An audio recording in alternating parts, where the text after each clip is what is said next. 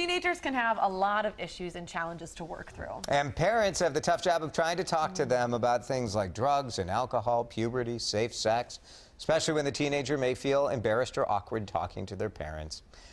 So we continue our uncomfortable discussion day here on Mid-Morning with our pediatrician, Dr. Gigi Chawla from Children's Minnesota. We thought we'd just rip off the Band-Aid all in one show. Thanks for having me. Yes. Perfect. This is as comfortable for us as it is for you. But look, Great. I mean, my kids are 10 and 8. Oh, and you're almost there. At 10, you start knocking on the door of some of these uncomfortable conversations. Absolutely. What are the most common topics that Yeah. you hear parents trying to deal with? Well, I have 2 teenage daughters, so I can you're tell in the I'm in the throes thick of of it it. as Oh. well. And the time to start thinking about it is when your kids are young, like yours are. So I'm glad that you're already thinking about that issue. So I think, you know, a lot of parents and kids come in talking about the HPV vaccine and what it is and when is it right for them to receive it, both boys and girls. It's a really important vaccine that, you know, helps prevent cervical cancer and venereal diseases of all kind. So it's really important to start that conversation early. Sure. But honestly, the other, you know, topic that when we kick parents out of the room and have our private conversation with those teenagers, the conversation really tends to turn to how difficult their lives are, how challenging it is for them to manage their really complex relationships. So I think that is an important thing to talk about too.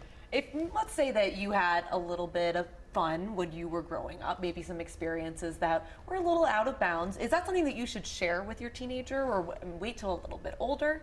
You know, if you're a parent, you want to be as honest with your children as possible. You want them to learn from your mistakes. And so that's usually the position that I take with parents is don't lie to your kids about any of this. If they find out you're lying, it's only going to be, you know, bad news for you. So try to be as honest about those conversations as possible. What do you think you should do if you suspect that your teen might be suffering from depression or anxiety?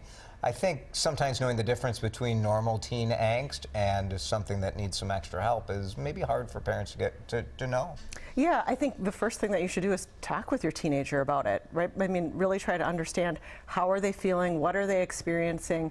Maybe, you know, a lot of parents will have some of those concerns because they're seeing things already. Sure. Maybe they're seeing their kids disengage from their friends. Maybe they're seeing their children disengage from their family experiences, sleeping too long, or just that they're excessively worrying or obsessing about things. So the first thing to do, of course, is to talk to your teenagers about what parents are noticing and have that just generically come up. If there are things that arise from that continue to have parents and kids concerned, that's a perfect opportunity to bring that to your clinician and say, boy, we've talked about this together and we think it's a problem.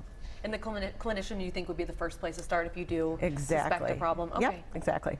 Dr. Gigi, thanks for coming in. We Thanks appreciate for it. having me. This wasn't that bad. No, It was you guys did great.